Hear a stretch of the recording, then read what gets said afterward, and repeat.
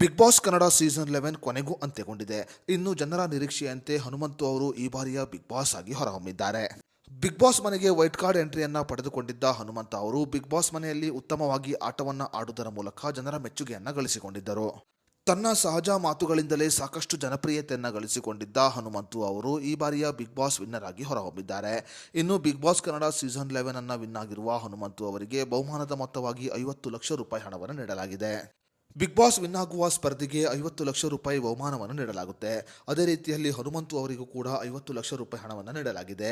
ಆದರೆ ಈಗ 50 ಲಕ್ಷ ರೂಪಾಯಿ ಹಣವನ್ನು ಪಡೆದುಕೊಳ್ಳಲಿರುವ ಹನುಮಂತು ಅವರಿಗೆ ಇನ್ನೊಂದು ಶಾಕಿಂಗ್ ಸುದ್ದಿ ಎದುರಾಗಿದೆ. ಹೌದು, ಹನುಮಂತು ಅವರಿಗೆ 50 ಲಕ್ಷ ರೂಪಾಯಿ ಹಣ ಸಿಗುವುದಿಲ್ಲ. ಬಿಗ್ ಬಾಸ್ ವಿನ್ನರ್ ಆಗಿರುವ ಹನುಮಂತು ಅವರು ಸರ್ಕಾರಕ್ಕೆ ಈಗ ತೆರಿಗೆಯನ್ನು ಕಟ್ಟಬೇಕಾಗಿದೆ. ಹಾಗಾದರೆ Bigg Boss Kannada season 11 winner ಆಗಿರುವ ಹನುಮಂತು ಅವರು ಸರ್ಕಾರಕ್ಕೆ ಎಷ್ಟು ತೆರಿಗೆಯನ್ನು ಕಟ್ಟಬೇಕು, ಇನ್ನು 50 ಲಕ್ಷ ರೂಪಾಯಿ ಹಣದಲ್ಲಿ ಸರ್ಕಾರಕ್ಕೆ ಎಷ್ಟು ಹಣವನ್ನು ಟ್ಯಾಕ್ಸ್ ರೂಪದಲ್ಲಿ ಕಟ್ಟಬೇಕು ಅನ್ನೋದರ ಬಗ್ಗೆ ಸಂಪೂರ್ಣ ಮಾಹಿತಿಯನ್ನ ಈ ವಿಡಿಯೋದಲ್ಲಿ ನಾವು ನಿಮಗೆ ತಿಳಿಸಿಕೊಡ್ತೀವಿ.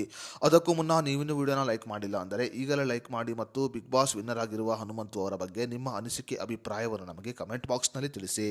ಹೌದು, Bigg Boss Kannada season 11 winner ಆಗಿರುವ ಹನುಮಂತು ಅವರಿಗೆ 50 ಲಕ್ಷ ರೂಪಾಯಿ ಹಣವನ್ನು ಬಹುಮಾನದ ರೂಪದಲ್ಲಿ ನೀಡಲಾಗಿದೆ. ಆದರೆ ಈಗ ಹನುಮಂತು ಅವರು ಸರ್ಕಾರಕ್ಕೆ ತೆರಿಗೆಯನ್ನು ಕಟ್ಟಬೇಕಾಗಿದೆ. ಇನ್ನು ಮೂಲಗಳಿಂದ ತಿಳಿದು ಬಂದಿರುವ ಮಾಹಿತಿಯ ಪ್ರಕಾರ Bigg Boss Kannada season 11 winner ಆಗಿರುವ ಹನುಮಂತು ಅವರು 30% ಹಣವನ್ನು ಸರ್ಕಾರಕ್ಕೆ ಈಗ ಕಟ್ಟಬೇಕಾಗಿದೆ.